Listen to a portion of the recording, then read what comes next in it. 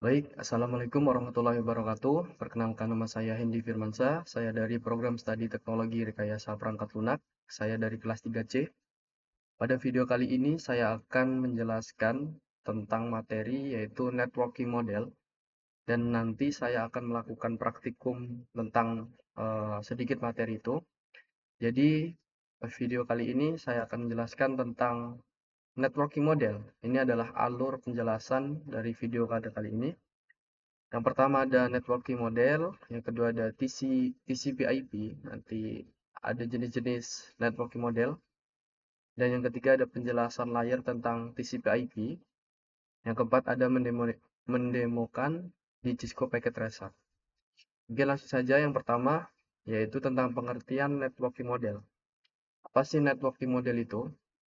Cara singkatnya adalah cara mendefinisikan atau melakukan aturan dari suatu komputer agar komputer itu bisa berinteraksi dengan komputer yang lain. Jadi pada intinya networking model ini bagaimana kita mendefinisikan suatu aturan dari sebuah komputer agar komputer itu bisa berinteraksi dengan komputer yang lain. Seperti itu. Sebelum adanya networking model ini, dulunya eh, para vendor dari masing-masing vendor tersebut memiliki aturan networking masing-masing.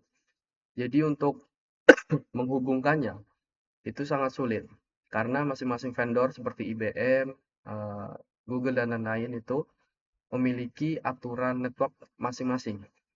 Jadi maka dari itu dibikinlah standar yang namanya networking model.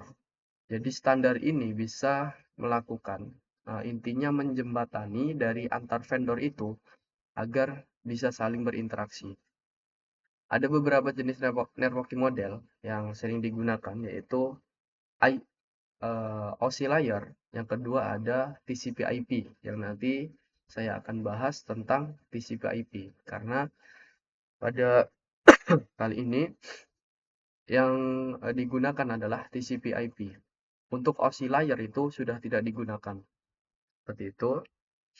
Dan yang kedua ini ada penjelasan tentang TCP/IP. Di TCP/IP ini nantinya saya akan membahas tentang layar-layarnya dan beberapa istilah-istilah dari TCP/IP ini. Jadi TCP/IP ini adalah salah satu jenis dari networking model yang digunakan pada saat ini. Jadi untuk sebelum saya akan jelaskan layar-layarnya, yang pertama yaitu ini adalah layar dari TCP/IP. Yang pertama ada application, yang kedua ada transport, yang ketiga ada network, yang keempat ada data link, yang selanjutnya ada physical. Ini adalah layar dari TCP/IP yang dari video yang digunakan. Sebenarnya TCP/IP ini memiliki 4 layar di dokumen resminya, yaitu ada application, transport, terus ada internet dan network layer. Keempat itu adalah layar dari TCP/IP yang resmi dari dokumennya. Namun di video dia menjabarkan dari kelima layar TCP/IP ini. Kenapa? Karena di 5 layar TCP/IP ini sudah mencakup semua dari TCP/IP layar yang resminya. Mungkin itu yang pertama saya akan jelaskan tentang application layer. Jadi di application layer ini dia adalah bagaimana untuk aplikasi dengan web server itu saling berinteraksi dengan jaringan. Seperti itu. Di application layer ini ada beberapa jenis dari application layer ini. Yang pertama ada HTTPS atau HTTP. Yang kedua ada iPhone atau yang ketika kita mengirim email dan menerima email. Itu sebenarnya kita menggunakan application layer. Dan contoh dari application layer ini ketika kita mengakses suatu browser atau suatu website, Dia akan sebenarnya mengakses eh, web web service atau web server dari sebuah website tersebut. Jadi misalkan ketika kita mengakses sebuah Facebook atau sebuah IG, kita itu sebenarnya mengakses sebuah web service dari IG tersebut atau Facebook tersebut. Seperti itu. Dan yang sudah saya jelaskan tadi, ada beberapa application layer. Yang pertama ada HTTPS, dan ada beberapa jenis application yang lain. Di sini saya akan mencontohkan atau mendemokan bagaimana user berinteraksi menggunakan web service lewat kita mengakses browser. Oke, saya akan demokan menggunakan Cisco Packet Tracer. Jadi misalkan kita di sini memiliki sebuah PC, ibaratkan ini usernya, ini, dan di sini saya mempunyai server.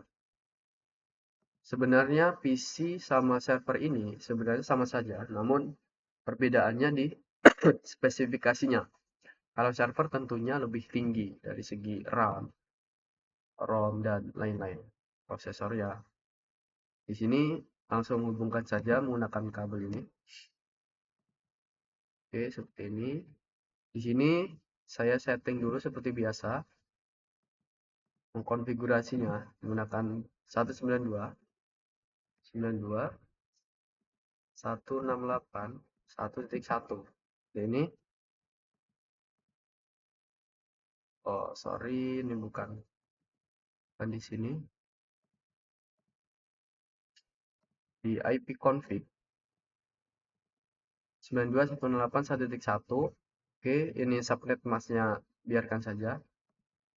Yang kedua, di PC saya ini, saya melakukan config 192.168.1.2.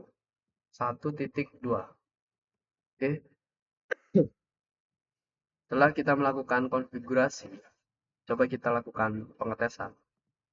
Coba kita ping IP-nya.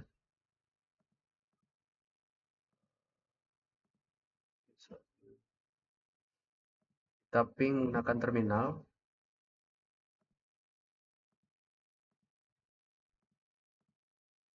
Oke, di sini terminalnya ping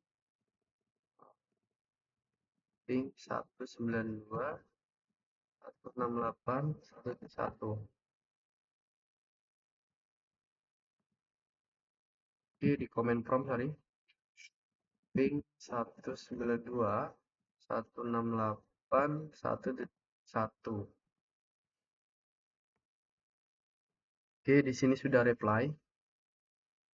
Yang berarti komputer kita sudah terhubung dengan server. Setelah itu, kita akan contohkan bagaimana user mengakses browser menggunakan HTTPS.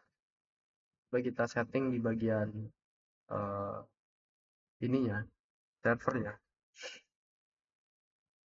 di bagian HTTP.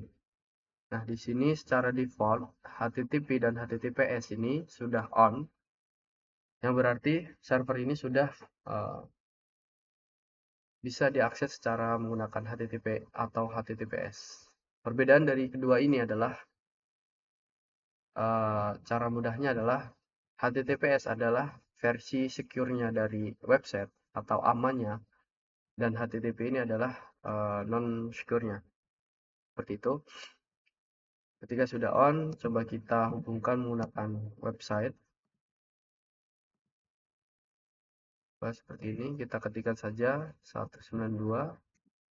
192.168.1.1. Oke, di sini sudah terakses dari servernya.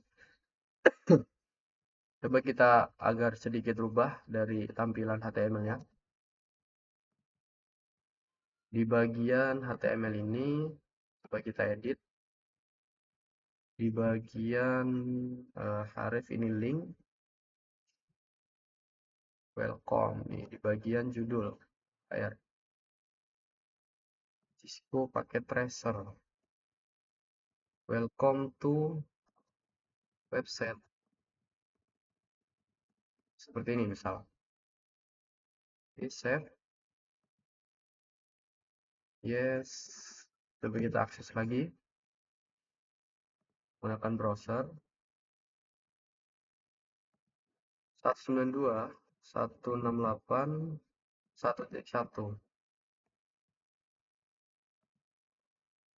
Welcome to website Handy. Seperti ini. Itulah ada gambaran dari user mengakses sebuah server. Jadi menggunakan HTTP atau HTTPS. Itu dari implementasi dari sebuah application layar. Ada beberapa jenis lagi seperti ketika kita mengirim email atau ketika kita menerima email itu menggunakan application layar. Oke, yang kedua itu menggunakan ada namanya layer transport layer. Di transport layer ini di sini adalah cara mudah untuk mendefinisikannya adalah dia ini di transport layer ini dia memberikan service kepada application layer. Ada beberapa jenis transport layer. Yang pertama itu ada UTP, yang kedua itu ada UDP. Kedua ini yang sering digunakan. Apa sih perbedaan UTP dan UDP? Nanti saya akan jelaskan. Intinya di transport layer ini, dia itu memberikan service kepada application layer. Apa servicenya? Misalkan kita bahas tentang UTP dulu. Di UTP ini ada yang namanya sistem recovery mechanism. Jadi di mana ada mekanisme yang merecovery data yang rusak atau data yang error.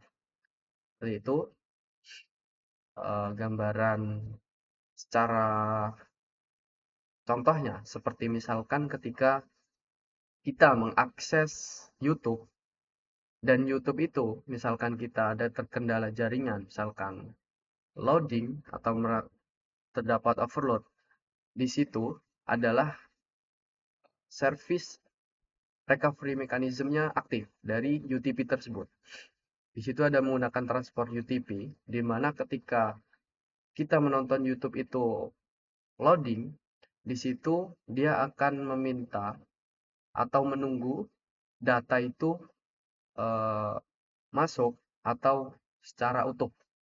Jadi ketika belum utuh, dia akan meminta request lagi. Seperti itu. Jadi intinya di UTP ini ada recovery dari data. Jadi ketika kita menonton YouTube, data itu tidak hilang. Jadi ketika kita ada lag atau loading, YouTube itu akan terus berlanjut ketika data itu terkirimkan kembali. Seperti itu. Beda halnya dengan UTP. Ini adalah kebalikannya. UDP ini dia tidak memiliki sistem recovery mechanism, tetapi dia langsung lanjut ke data selanjutnya ketika data itu error. Contohnya seperti kita melihat live dari TikTok. Ketika kita melihat live dari TikTok, di situ kita melihat bahwa UDP itu berjalan.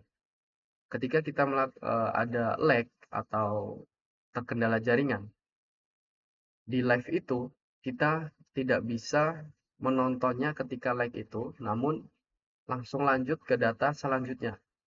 Jadi ketika live, kita tidak bisa melihat apa yang ketika data itu error. Jadi tidak ada recovery-nya. Mungkin penjelasannya seperti itu. Dan selanjutnya, setelah melewati transport layer, ada yang namanya network layer.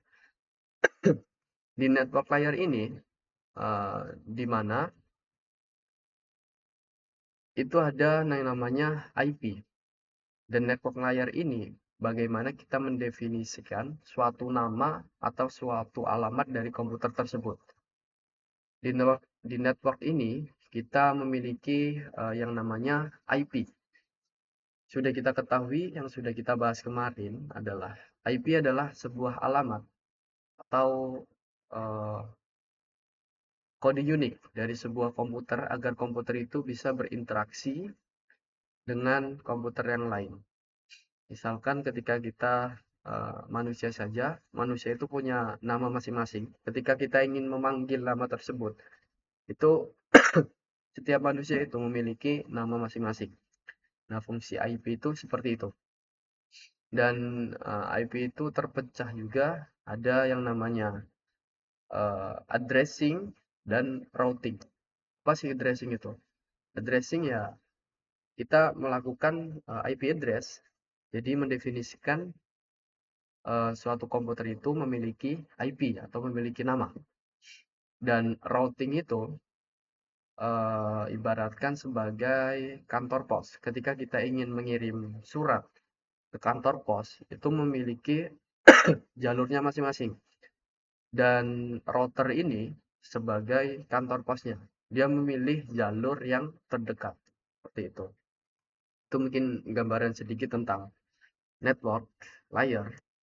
Dan selanjutnya, ketika sudah melewati network layer, dia masuk ke data link. Nah, di data link ini dia memiliki sistem recovery definition. Tidak memiliki sistem recovery mechanism, namun dia memiliki sistem error definition, di mana di data link ini dia bisa mendefinisikan error sebuah data, namun dia tidak bisa merecovery. Data link ini bekerja sama dengan transport layer. Data link ini dia mendefinisikan ada error nih, dan transport layer dia melakukan recovery menggunakan UTP tadi. Seperti itu. Dan selanjutnya di sini ada physical. Physical ini adalah bagaimana kita untuk menghubungkan komputer satu dengan komputer yang lain menggunakan fisik. Contohnya seperti kabel UDP. Kabel kabelan lah. Seperti itu. Namanya apa lupa. Seperti itu kabel UDP misal. Itu adalah di physical. Jadi di physical ini, dari layar-layar ini, di physical ini dia sudah menjadi kode biner atau 1010. Kode biner itu terbagi menjadi dua aja, 1 dan 0. Dimana ketika sudah melewati application, terus transport, network, data link, dan di physical ini, kita menghubungkan PC menggunakan secara fisik, yaitu di physical ini, datanya sudah terbagi atau menjadi yang namanya kode biner, yaitu 0101. Nah, disitulah yang bisa melakukan interaksi dengan komputer lain. Seperti itu. Dan nanti yang ada namanya encapsulation dan decapsulation. Dan itu pembahasan tentang sedikit tentang itu. Encapsulation bagaimana kita membungkus suatu data, dan de-encapsulation adalah kita memecah suatu data tersebut menjadi kode biner tersebut. Oke, mungkin itu saja yang dapat saya sampaikan atau yang dapat saya bahas tentang networking model. Mungkin lebih lanjutnya nanti tentang network komputer. Nanti saya akan jelaskan di video selanjutnya. Mungkin itu saja yang dapat saya sampaikan. Kurang lebihnya saya mohon maaf. Saya akhiri. Wassalamualaikum warahmatullahi wabarakatuh.